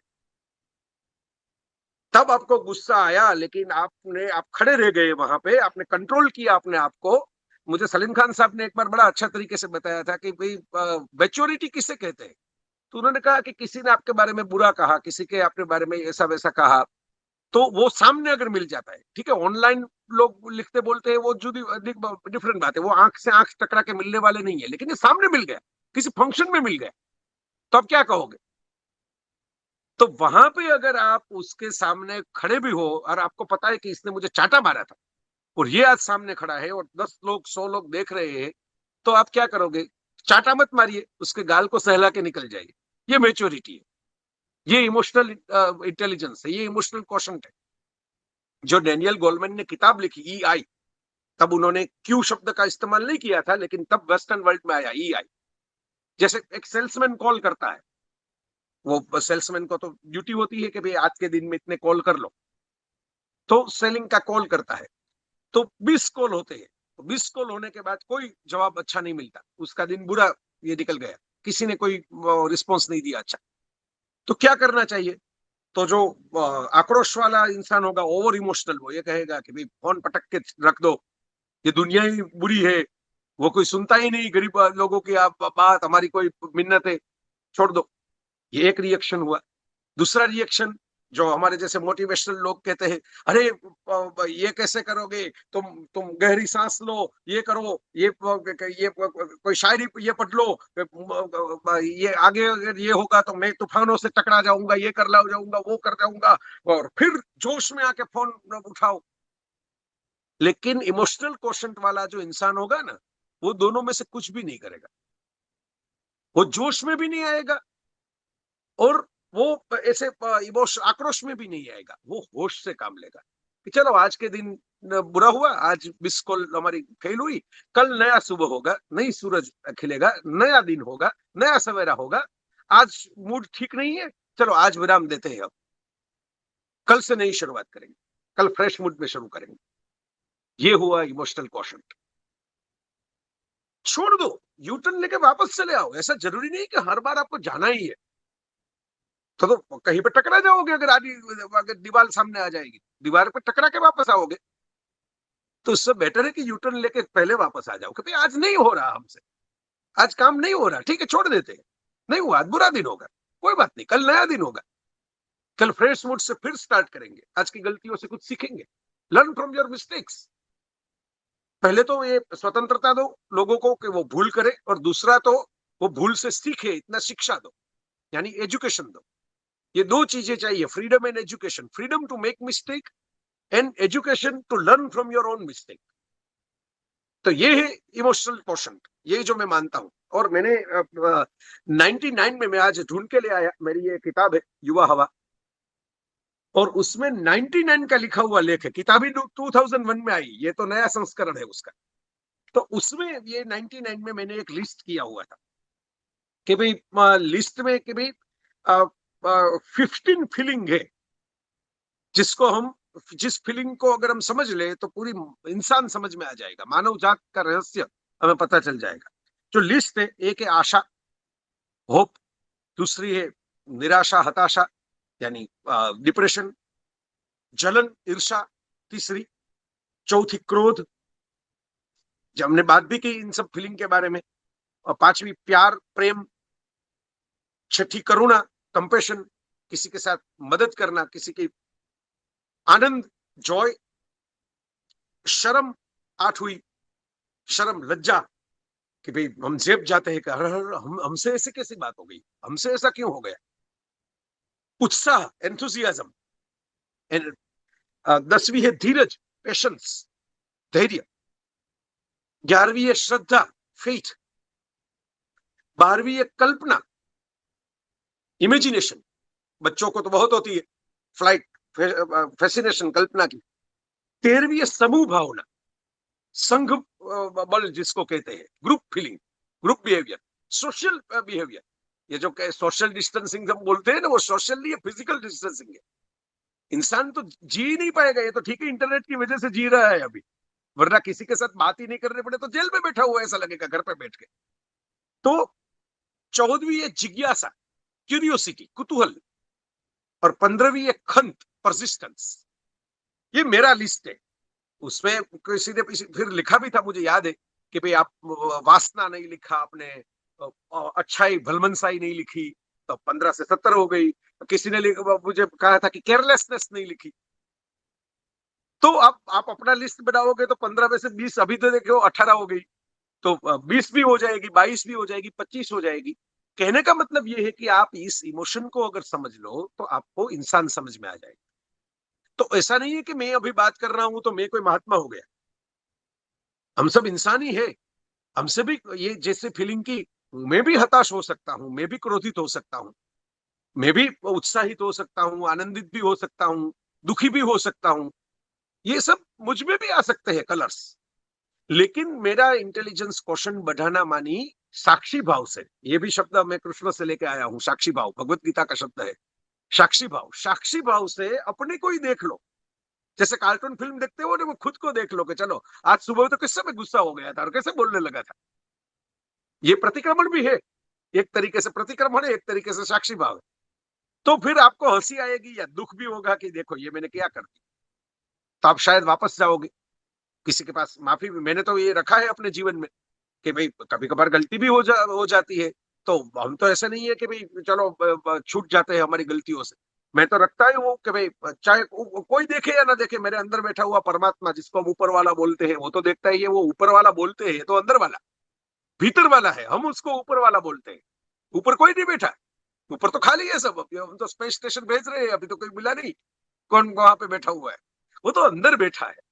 गुजराती में पूरा भजन है उसका, भीतर का भेरू, यानी आपका अंदर का इनर फ्रेंड। तो इनर फ्रेंड तो देख रहा है ना। आप किसी को उल्लू बनाते हो, किसी को गलत कहते हो, तो मैंने ये भी रखा है, और ये मैं कहना भी चाहता हूँ कि काफी बार लोग मुझे पूछते हैं कि आप ऑनलाइन किसी को तड़ाक करके जवाब दे देते हो। ये मेरा पर्सनल बात मैं कह रहा हूँ, ओके, कि भाई किसी का ऐसी यार आप जवाब दे देते हो, तो मैं कहता हूँ कि देखिए मैं स्ट्रेस को अपने अंदर नहीं रखता।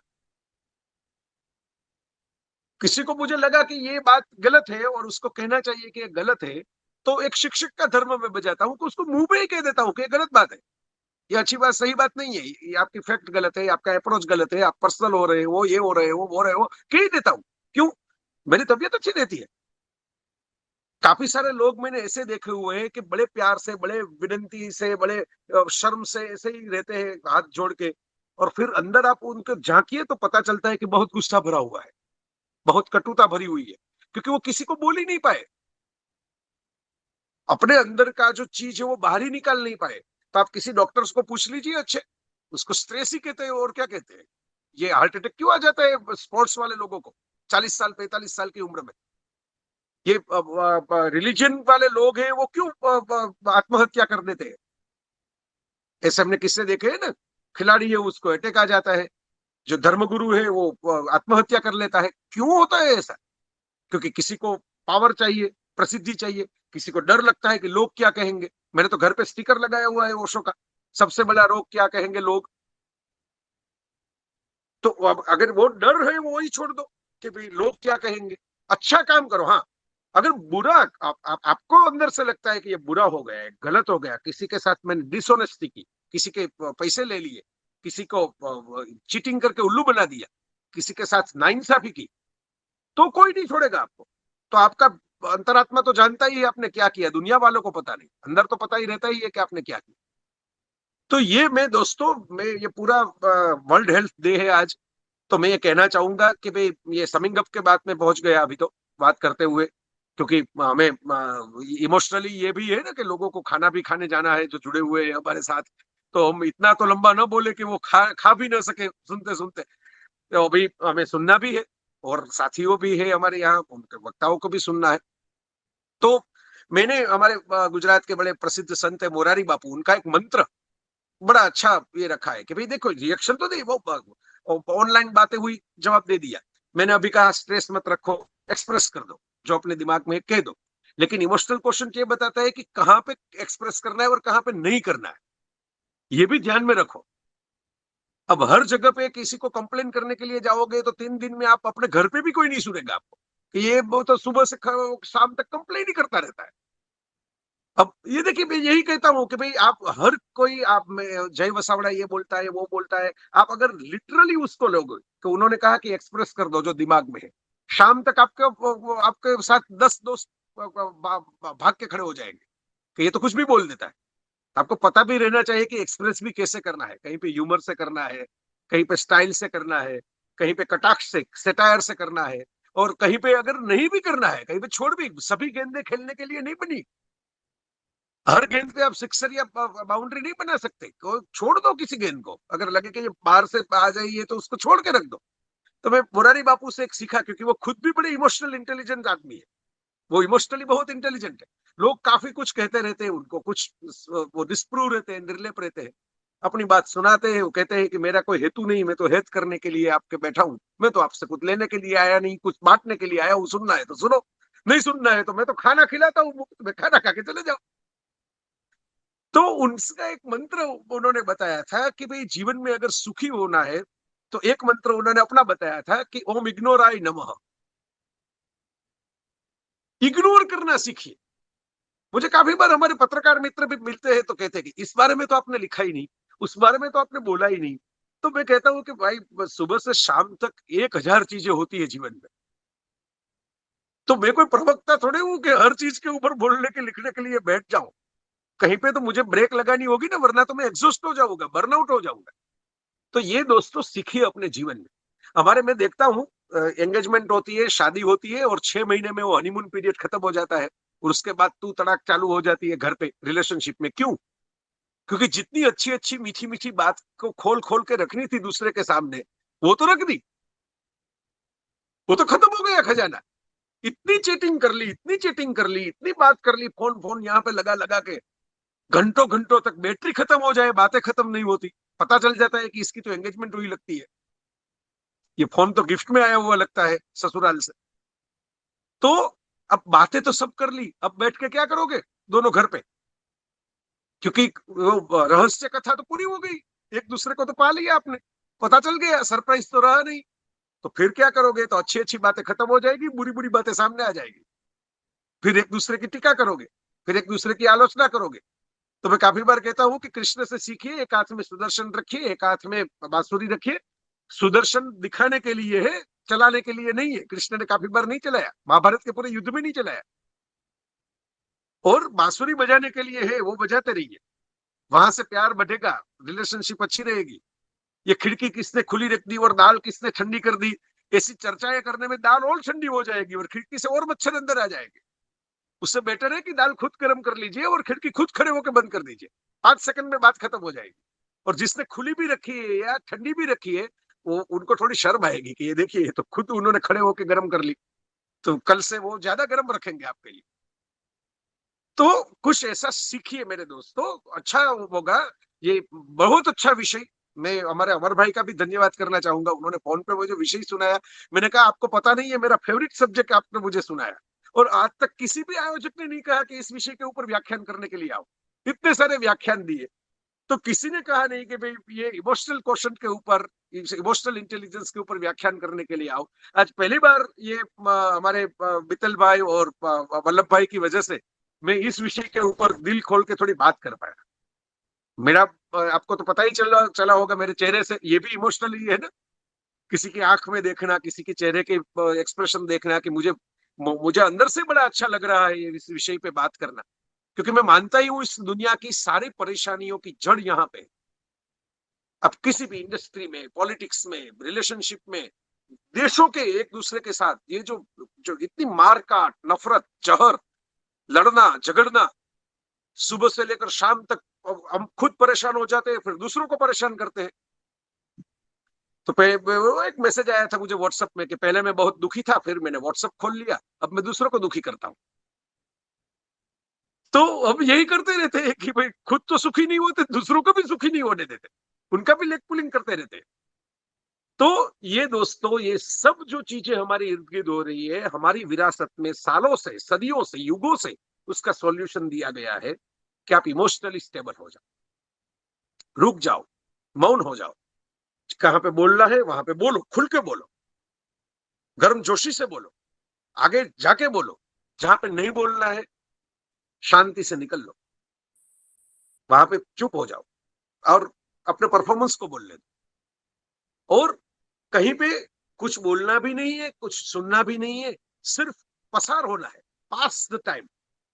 कुछ वक्त, जैसे कोरोना का पीरियड है, मैं लास्ट में इस बात इसलिए रख रहा हूं कि आपको याद रहे, अगर और आगे की बात भूल भी गए हो।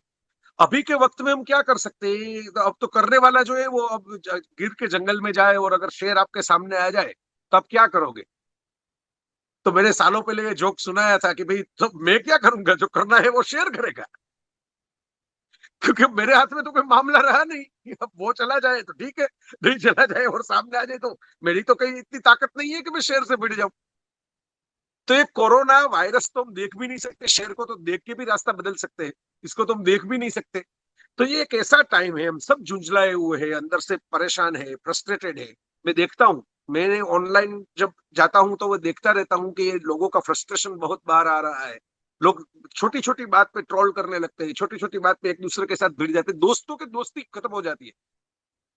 कांग्रेस और बीजेपी के लोग तो एक साथ बैठ के किसी की शादी ब्याह में पर्सनली खाना भी खा सकते हैं, बाजू में बैठ के व्हाट्सएप के ग्रुप में एक दूसरे को दोस्त ब्लॉक करके चले जाते हैं। तो ये सब सिचुएशन देख के मैं आपको रिक्वेस्ट करता हूँ, समाज को रिक्वेस्ट करता हूँ, इंसानों को रिक्वेस्ट करता हूँ कि आप अपने इमोशन को थोड़ा हैंडल कीजिए। कुछ वक्त ऐसे होते हैं कि आपको कुछ नहीं करना पड़ता है, कुछ नहीं करना होता है, कुछ नहीं कर पाओगे, सिर्फ प्रार्थना कीजिए कि ये वक्त पसार हो जाए, खड़े रहिए। जब पिच टर्न ले रही हो तो सुनील गावस्कर बन जाइए, चेतेश्वर पुजारा बन जाइए, राहुल द्रविड़ बन जाइए, तब वीरेंद्र सहवाग मत बनिए, ऋषभ पंत मत बनिए, क्योंकि टर्न लेते विकेट के ऊपर आप जाओगे स्ट्रोक लेने के लिए तो आउट हो जाओगे। तो वहां पे थोड़ा ये रखिए। ये हमारे काफी सारे मैंने एग्जाम्पल भी दिए, ऐसे एग्जाम्पल दिए कि आप जिसको जानते हो, जिसके बारे में पता भी हो। अमिताभ बच्चन की एक बात से मैं खत्म करना चाहूंगा। तो एक इंटरव्यू में उनको पूछा गया था कि आप इतने अभ्यासु जीव है, इतने ये है, और सभी उतार चढ़ाव आपने देख लिए जीवन में, आगे भी चले गए, वापस पटक गए, वापस ऊपर आए, हेल्थ के सब इश्यूज, ये इश्यूज, काम कैसे करते हैं। तो अमिताभ बच्चन ने ये जवाब में एक वाकया उन्होंने कहा कि भाई देखिए, आखिरी रास्ता की शूटिंग चल रही थी, और आखिरी रास्ता की शूटिंग में, ये अनुपम खेर ने भी सुनाया था यही बात, ये तो वेरीफाइड है, क्योंकि दोनों एक्टर ने सुनाई है, तो एक सी बात नहीं है कि कहानी है। अनुपम खेर ने आपकी अदालत में सुनाई थी। तो आखिरी रास्ता में शूटिंग में अनुपम खेर पहली बार अमिताभ से गए। अनुपम खेर तब नए थे, अमिताभ तो तब भी सुपरस्टार थे और सांसद भी थे। तो सेट पे लाइट नहीं थी, लाइट चली गई तो पंखे वंखे बंद हो गए। और आपको आखिरी रास्ता अगर फिल्म किसी ने देखी हो, मेरी तरह कोई फिल्म का शौक वोक रखते हो, तो उसमें पता होगा कि वो स्वेटर पहना हुआ है अमिताभ ने और उसके ऊपर शाल लगाई हुई है, फिर दाढ़ी लगाई हुई है, चश्मा। तब तो उनकी रेगुलर दाढ़ी भी नहीं थी, वो अपनी खुद की दाढ़ी नहीं थी, वो मेकअप वाली दाढ़ी चिपका के रखी हुई है। और पूरी गर्मी गर्मी गर्मी। और अनुपम खेर पहली बार गए सेट के ऊपर। और अनुपम खेर थोड़े अमिताभ के सामने जाके वो थोड़े ऐसे परेशान हो गए कि भाई बात क्या करूं, इतने बड़े स्टार के सामने पहली बार मिल रहा हूं, क्या बात करूं। तो अनुपम खेर ने कहा कि जैसे वो छोटा बच्चा कोई विषय नहीं सूझता तो ऐसे ही कुछ बात कर देता है किसी बड़े आदमी के सामने जाके। इस तरह से मैंने बोल लिया कि गर्मी बहुत है, क्यों? क्योंकि मुझे भी पसीना आ रहा था। वो सामने तो ये आदमी स्वेटर के ऊपर शाल लगा के, मेकअप वाली दाढ़ी लगा के ऐसे ही बैठा हुआ था कुर्सी के ऊपर, जैसे कुछ हुआ ही नहीं, कुछ पंखा बंद ही नहीं हुआ, इलेक्ट्रिसिटी गई नहीं। देखिए आपको सीक्रेट मिलेगा भाई बच्चन इस बच्चन रियल लाइफ में क्यों इतनी बीमारियों के सामने ये आदमी भिड़ जाता है, क्यों वापस आ जाता है लड़ लड़ के हर बार, क्यों कौन बनेगा करोड़पति में और लोग हो या ना हो, वो तो करोड़पति भी होता है और दिल भी जीत लेता है लोगों का। तो बच्चन ने जो जवाब दिया, अमिताभ बच्चन ने, वो ये जवाब दिया कि हाँ, सोचते हैं तो लगती है, नहीं सोचते हैं तो नहीं लगती है। बस ये आज का कंक्लूडिंग सेंटेंस है। सोचते हैं तो लगती है, अगर सोचेंगे तो बहुत गर्मी लगेगी कि भाई स्वेटर पहना दिया, उस पर शाल लगा दी, उस पर दाढ़ी लगा दी, अब कहाँ जाऊं। नहीं सोचते हैं तो नहीं लगती कि भाई इसकी वजह से तो लोग प्यार करते हैं ना, ये काम करते हैं तो लोग सामने बंगले के सामने आके खड़े हो जाते हैं, वरना तो बहुत बंगले हैं मुंबई में, बहुत सारे करोड़पति और अरबपति रहते हैं मुंबई में, वहां पे तो कोई रविवार की शाम को खड़े नहीं रहता देखने के लिए। तो ये तपस्या भी करनी पड़ेगी, ये गर्मी भी झेलनी पड़ेगी, तभी कोई आम भी देगा हमको मीठे मीठे खाने के लिए।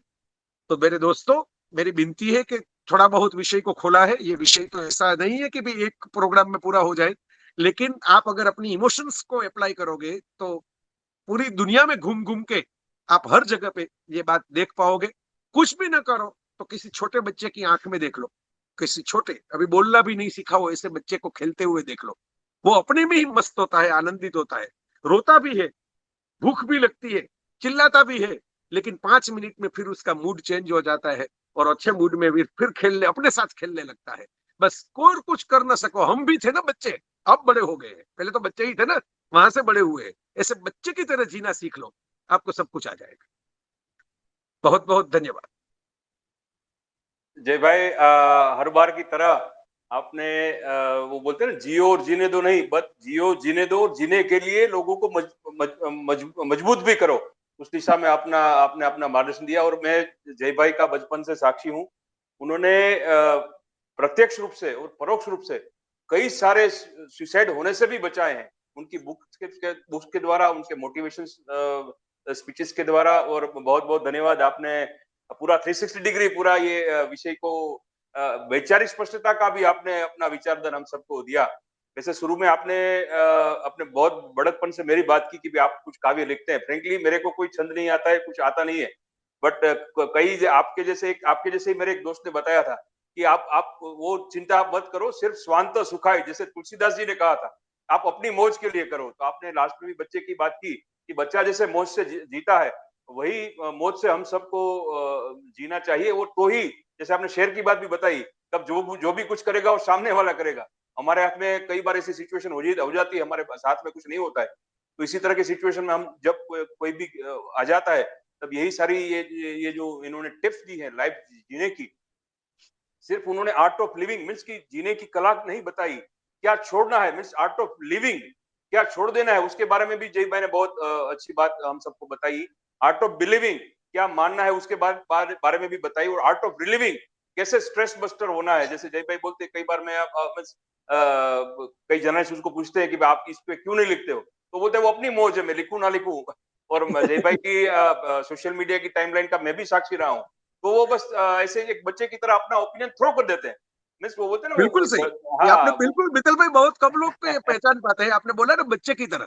हाँ जी, हाँ जी। मैंने ये सीखा है ऐसा तो नहीं बोलूँगा, लेकिन भगवान की कृपा रही है कि वो बच्चा हाँ, अभी जीवित है अंदर। Yes, yes, yes, yes. तो मैं मुग्ध भाव से ही बड़ी सी चीजें देखता हूँ। सुंदरता भी देखता हूँ तो वही मुग्ध भाव से देखता हूँ।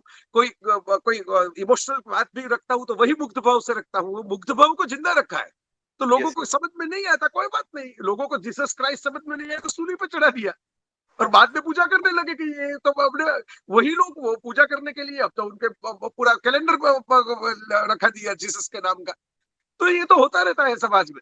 और वो एक पंक्ति है ना, मेरे दिल के कोने में एक छोटा सा बच्चा, बड़ों की देख के दुनिया बड़ा होने से डरता है। आपके दिल में जो बच्चा है वो कभी बड़ा ना हो, ऐसी शुभेच्छा के साथ आपका बहुत बहुत हम ऋण स्वीकार भी करते हैं। आपने बहुत 1 घंटे से भी ज्यादा हमको अपना बहुत कीमती टाइम दिया और हमारे लिए एक इंटरव्यू को भी स्किप किया, इसके लिए हम वी आर वेरी थैंकफुल। और हमारे जो हजारों व्यूअर्स आप सबको देख रहे हैं उनकी ओर से भी मैं आपका बहुत बहुत शुक्रिया और धन्यवाद अदा करता हूँ। हमारे बीच हमारे साथी वैसे वो हमारे कलीग हैं मिस्टर विपुल माली जी, वो एचआर कंसल्टेंट है। वो भी आज के अपने विषय के बारे में, और विपुल जी से मैं थोड़ी क्षमा याचना भी करूंगा आपकी परमिशन लेके ही, क्योंकि जय भाई को सुनना पूरे वर्ल्ड में से बहुत सारे लोग बिल्कुल बिल्कुल, एक क्षमा की बात ही नहीं है, क्योंकि हाँ जी, प्लानिंग हाँ जी, तो ऐसा ही था कि मैं जय हाँ भाई के बाद बोलूंगा, हाँ जी, हाँ बट जी, हाँ जी, क्योंकि जय भाई का शेड्यूल थोड़ा बिजी हाँ था जी, तो हाँ जी, हाँ जी, हाँ जी। तो विपुल जी, मैं ये आपसे भी। विनती करूंगा कि आप विषय के बारे में अपना हाँ, वक्तव्य दें, विपुल जी। तो मैं पहले तो मेरा ये अहोभाग्य है कि जय भाई के साथ मैं आज एक क्या बोलते हैं स्टेज शेयर कर रहा हूँ। और बीइंग एचआर कंसल्टेंट, अभी जो मैं जिस चीज पे हाईलाइट करूंगा वो है, मुझे टॉपिक दिया गया था कि अब वर्क प्लेस मैनेजमेंट पे ईक्यू का यूज क्या होता है उसके ऊपर बोले। मैंने कहा वर्क प्लेस से पहले भी जो आता है वो आता है करियर ऑप्शन, क्या करियर सिलेक्ट करना और जॉब करियर स्टार्ट कैसे करना, वो उससे भी ज्यादा इंपॉर्टेंट है। तो मैंने कहा मैं ज्यादा नहीं 5 से 10 मिनट बोलूंगा, बट ये टॉपिक को मैं कवर करना चाहूंगा और किसी को उसके थ्रू अगर करियर गाइडेंस मिलता है तो मेरा ये अहोभाग्य होगा। तो सबसे पहले जो जय भाई ने बताया और जो कवर होता है कि आईक्यू और ईक्यू में डिफरेंस क्या है, तो जहां तक मैं मानता हूं, और जय भाई अगर मैं गलत हूं तो आप करेक्ट कीजिएगा, आईक्यू का मतलब हम अरे नहीं नहीं आप आईक्यू का मतलब होता है हम दिमाग से ज्यादा सोचते हैं, और ईक्यू मतलब दिमाग तो है ही बट उसमें भावनाओं का, दिल का भी मेलाप होता है, तो दैट इज इमोशनल क्वेश्चंस। तो सबसे पहले करियर ऑप्शंस क्या सिलेक्ट करना, आप करियर ऑप्शंस क्या सिलेक्ट करोगे। तो करियर ऑप्शन सिलेक्ट करने के लिए आप डोंट सिलेक्ट द बेस्ट, आप बेस्ट को सिलेक्ट मत करो, राइट को सिलेक्ट करो। मतलब आईटी का भी ट्रेंड चल रहा है तो ऐसा जरूरी नहीं कि आपको भी आईटी ही सिलेक्ट करना है। आपको कंप्यूटर के साथ, कंप्यूटर के सामने बैठ के आपका सिर दुखने लगता है तो आप आईटी इंजीनियर बन जाओगे तो एटी केटी जाओ से, मतलब यू पास होने की भी फांफे पड़ जाएंगे। तो जरूरी नहीं कि दुनिया में जो बेस्ट चल रहा है वो सिलेक्ट करो, आपके लिए क्या सही है, आपका इंटरेस्ट क्या है वो आप सोचो। कोई मेंटर के साथ किसी का गाइडेंस लो, करियर गाइडेंस लो, और जीवन में गुरु रखो, मेंटर्स रखो, क्योंकि गुरु गोविंद दोनों खड़े काकू लागी पाए, बलिहारी गुरुदेव की गोविंद दियो मिलाए। तो लाइफ में मेंटर जरूर रखो, वो करियर के लिए भी आपकी हेल्प कर सकते हैं। जॉब, इवन आप कौन सा करियर सिलेक्ट करना, कौन सा कोर्स सिलेक्ट करना, वर्क प्लेस में भी अगर मेंटर होगा तो आपको एक अच्छा गाइडेंस मिलेगा। तो लाइफ में मेंटर हमेशा होना चाहिए। तो पहले बेस्ट को सिलेक्ट ना करके राइट को सिलेक्ट करो। कंपेरिजन मत करो किसी के साथ कि इसने ये सिलेक्ट किया तो मुझे भी यही सिलेक्ट करना चाहिए, जरूरी नहीं है। आपका अगर फोटोग्राफी में इंटरेस्ट है तो आप फोटोग्राफी में भी बन सकते हैं, मतलब बड़े बड़े सुपर, मतलब बड़े बड़े डेबू रतलानी, काफी बड़े सेलिब्रिटीज है फोटोग्राफी में भी। तो यू कैन डू एनीथिंग, आप अपनी चॉइस के हिसाब से करो, थोड़ा आउट ऑफ द बॉक्स सोचो। तो ये करियर सिलेक्शन को लेके था। उसके बाद सेकंड आता है करियर, मतलब कोई राइट कोर्स तो सिलेक्ट कर लिया, बट जॉब स्टार्ट करने की बात आती है। तो जॉब स्टार्ट करने के लिए जय भाई, मेरा ऐसा ऑब्जर्वेशन है, मैं एक रिक्रूटमेंट फर्म करियर कंसल्टेंसी चलाता हूं, तो अगर लोग ऐसा बोलते हैं कि बेकारी है, बट अगर आप मुझसे पूछोगे तो मैं बोलूंगा बेकारी है ही नहीं। मेरे जैसे तो इंडिया में हजारों कंसल्टेंट है, और हर एक के पास कम से कम 20, 25, 50 ओपन रिक्वायरमेंट होगी at any given day of time. Job तो है मार्केट में, बट लोगों को ऐसा है कि सबको बॉस ही बनना है, सबको सबको किसी को लेडर नहीं चढ़ना है, सबको सीधा व्हाइट कॉलर जॉब, सीधा व्हाइट कॉलर जॉब, और सबको बॉस बनना है, सबको बड़ा बड़ा ही बनना है। अभी अभी आप देखो, छोटा काम किसी को करना ही नहीं है। जैसे इंजीनियर्स लोग हैं, मैं don't take it personally, but मैं जस्ट एग्जांपल दे रहा हूँ कि इंजीनियर्स हो गए, तो अगर कोई मैकेनिकल इंजीनियर हो गया, इलेक्ट्रिकल इंजीनियर होगा, तो उसको शॉप फ्लोर पे तो जाना पड़ेगा ना। आपको शॉप फ्लोर पे नहीं जाओगे तो आप कोई फैक्ट्री का प्लांट मैनेजर कैसे बन पाओगे, कोई आप फैक्ट्री को आप रन कैसे कर पाओगे। तो आपको स्क्रैच से स्टार्ट करना पड़ेगा। तो वो आज की जनरेशन में नहीं करना है किसी को। और सब मतलब सैलरी को लोग ज्यादा इंपॉर्टेंस देते करियर के हिसाब से, बट जबकि 3 इडियट्स का डायलॉग भी है कि go for the right career, salary तो झक मरा के आएगी, पैसा तो झक मरा के आएगा। तो वो वाली बात है कि आप राइट करियर को सिलेक्ट करो, पैसा तो झक मरा के आपको पीछे आने ही वाला है, सक्सेस तो झक मरा के आएगी, मतलब आपको मिलेगा ही मिलेगा, बट वो प्रैक्टिकल लाइफ में कम इम्प्लीमेंटेशन होता है। तो वो आप कीजिए। सक्सेस विल टेक टाइम, थोड़ा टाइम लेगी उसको, बट थोड़े से आपको फंडामेंटल्स लर्न करने होंगे, और वो तभी होगा कि जब आप शॉप फ्लोर से बेसिक से स्टार्ट करोगे। एमबीए का बंदा होगा बट उसको फील्ड में नहीं जाना है, सेल्स की जॉब नहीं करनी है, मैं सेल्स की जॉब तो करूंगा बट फील्ड में नहीं जाऊंगा, डायरेक्टली टीम चाहिए, तो वो इनिशियली नहीं होता, आपको बेसिक से स्टार्ट करना पड़ेगा। या तो हर एक को एमएनसी में ही जाना है, जय भाई सबकी वही बात है, फोन करते तो मुझे एमएनसी में जॉब हो तो बताना सर।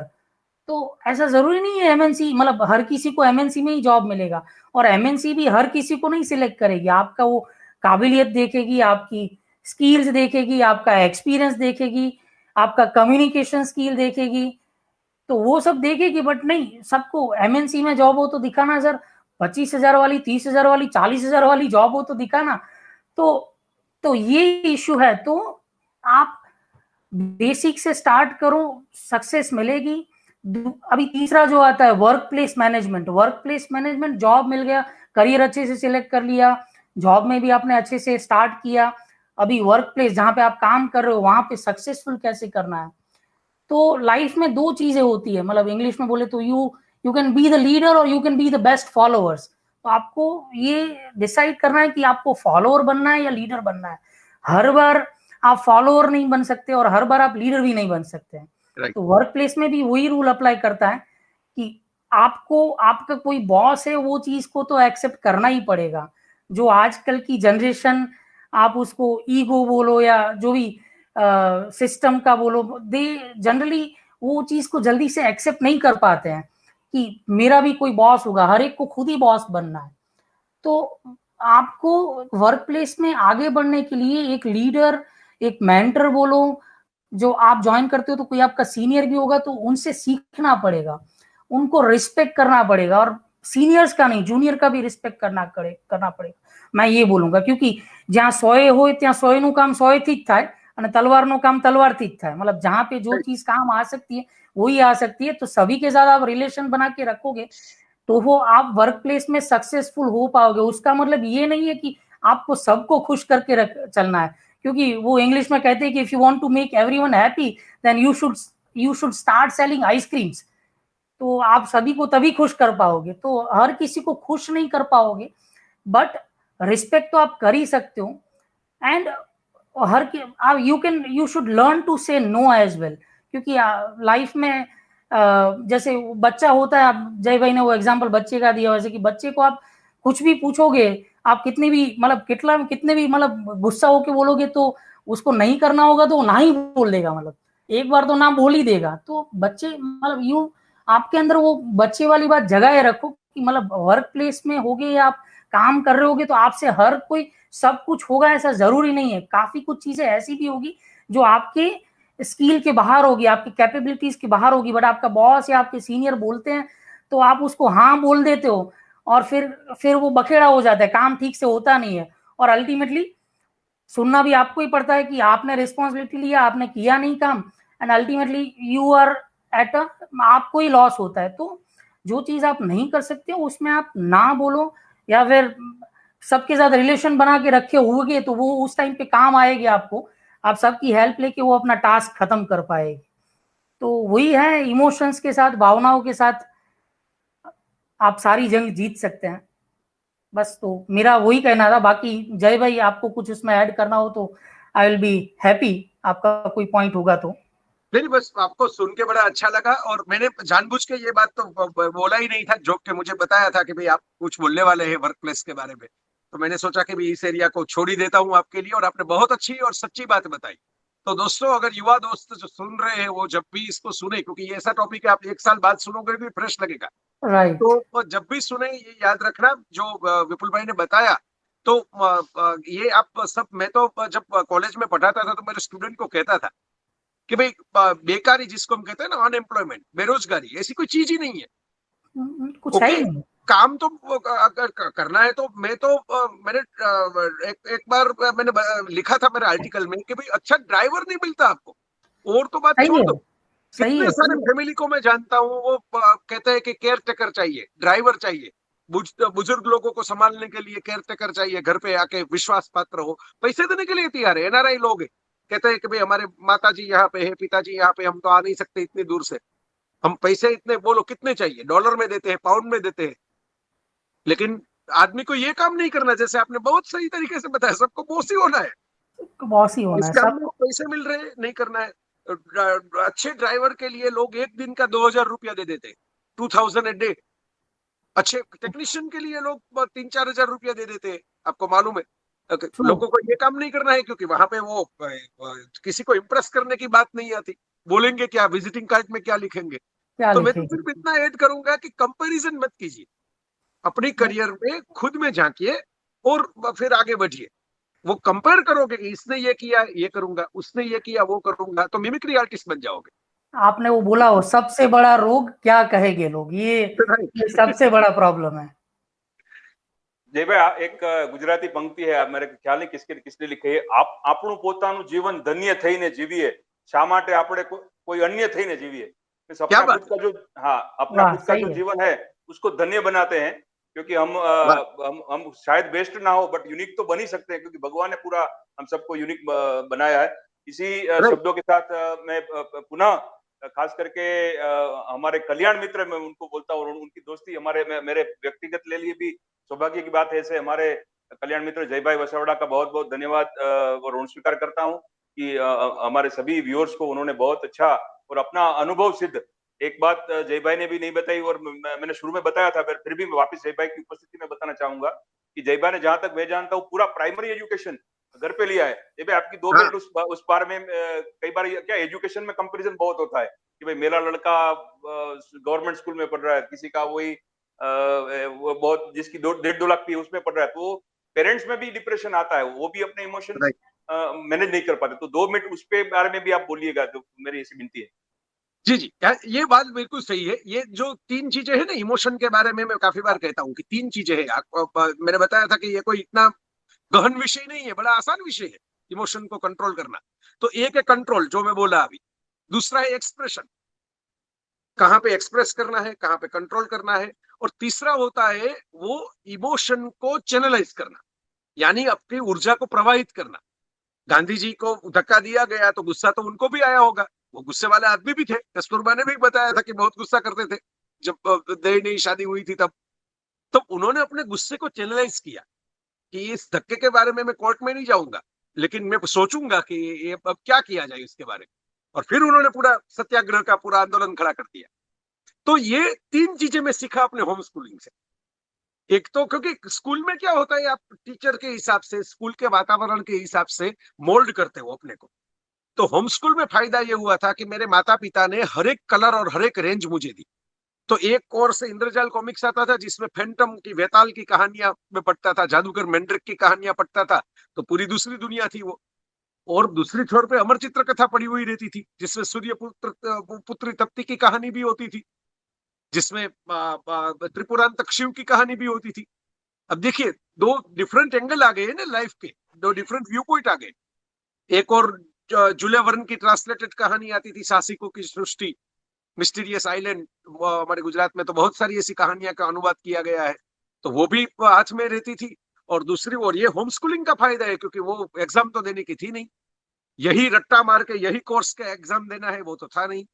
तो दूसरी ओर हमारी कोई गीत की क्या छोटी कहानी, पोस्ट ऑफिस जैसी कहानी, धूमकेतु की कहानी पढ़ने के लिए मिल जाती थी।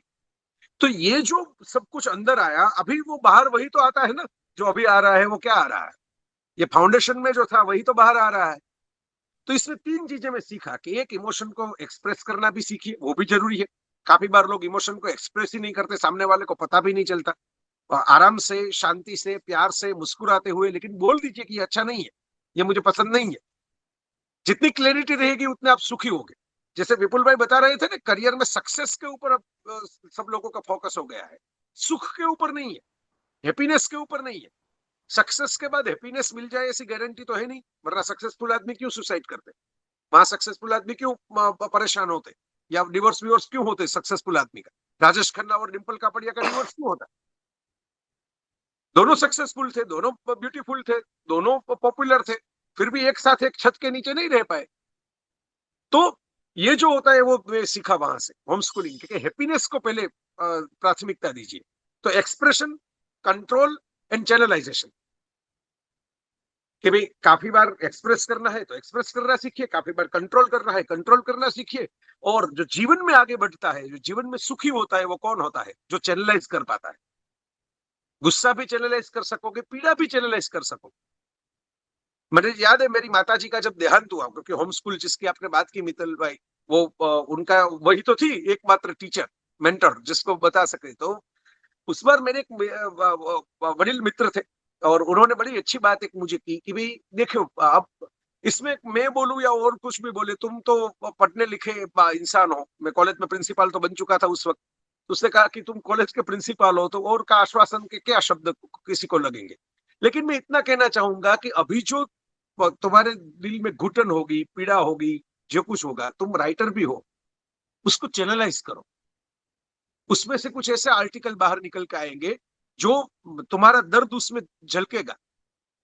तो वो बाद में अगर तुम भी पढ़ोगे तो लगेगा कि ये मैं नहीं लिख पाता। बाद में नहीं लिख पाओगे, आज लिख पाओगे। तो अपने दर्द को चैनलाइज करो। तो मैं ये बात मैं कहना चाहूंगा कि ये होम स्कूल की वजह से ये बात मेरे जहन में रह गई है, दिमाग में रह गई है।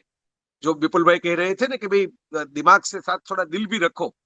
तो मैंने देखा है कि ऐसे ही लोग सक्सेसफुल होते हैं। और सक्सेसफुल तो मान लो, तो कोई भी हो सकता है, ऐसा मान भी लो, पर ऐसे ही लोग सक्सेसफुल होकर मेमोरेबल होते हैं, जिनको पीढ़ियां याद करती है, जिनको लोग उनके चले जाने के बाद कोई वो पैसे वैसे भी देने वाले नहीं है, फिर भी उनकी कहानियां सुनाते हैं। कौन होते हैं ऐसे लोग? वो ये लोग होते हैं कि जिन्होंने बुद्धिमत्ता के बावजूद भी किसी के दिल को छुआ, किसी के दर्द का उधार लिया। वो हमारा गीत है ना, किसी के दर्द को ले सके तो ले उधार, किसी के वास्ते हो तेरे दिल में प्यार। तो जीना इसी का नाम है। ये आप भी कर रहे हैं मित्तल भाई, हमारे कथेरिया साहब भी कर रहे हैं, उनके साथ जुड़े हुए हर कोई आदमी यही कर रहा है। अब ड्यूटी के हिसाब से करने जाओगे तो आप अपना काम छोड़ दोगे, कथेरिया साहब अपना काम छोड़ दोगे। ये डॉक्टर है, सर्जन है, वो क्यों ऑपरेशन करे? वो ऑपरेशन करने के लिए बैठ जाए ना, वो क्यों गायों की सेवा करने के लिए अपना वक्त दे? आप खुद भी एस्टेब्लिश पर्सन है, तो आप क्यों किसी पंखी का वो कट गया पंख, तो उसके लिए आप दौड़े? ये अपने अंदर का एक जज्बात होते हैं ना, कि जिसकी वजह से हमें लगता है कि ये करना चाहिए। वो कोई उड़ने वाला तोता या चलने वाली गाय तो थैंक यू कहने के लिए नहीं आती शाम को कि बहुत अच्छा किया, लेकिन हमको अच्छा लगता है इसलिए हम करते हैं। तो बस मेरे दोस्तों, आपके अंदर से ही आवाज आएगी जब अच्छा ही करोगे ना, तब कि बड़ा अच्छा लगा, सुकून लगा, शांति लगा, आज नींद अच्छे तरीके से आएगी। तो कोई नींद की गोलियां खाने की जरूरत नहीं है, थक जाओ वही बस सबसे बड़ी नींद की गोली है। काम करते हुए थक जाओ। बहुत बहुत धन्यवाद। आज किसी को आए ना आए, हमको तो नींद अच्छी नींद आएगी अजय भाई आपको सुन के। और बहुत सारी प्रैक्टिकल टिप्स हम सबको मिली, और यूट्यूब और सभी माध्यम से ये जैसे जय भाई ने बोला कि ये दिस विल बी मेमोरीज, तो ये शाश्वत स्वरूप से इस तरह के स्टोर भी रहेगी, और आने वाली कई पीढ़ियों को अपना मार्गदर्शन देती रहेगी। बहुत बहुत धन्यवाद जय भाई, आपने फिर से आपका ऋण स्वीकार करता हूँ। विपुल जी आपका भी बहुत बहुत धन्यवाद। एनिमल हेल्पलाइन करुणा फाउंडेशन के पेज पे जो हमारे साथ व्यूअर्स जुड़े हुए हैं, उन सबका भी मैं बहुत बहुत धन्यवाद करता हूं। आज के इस वेबिनार का ये समापन की हम घोषणा करते हैं। भारत माता की जय, वंदे गो मातरम। Thank you. भारत माता की जय, वंदे गो मातरम। Thank you.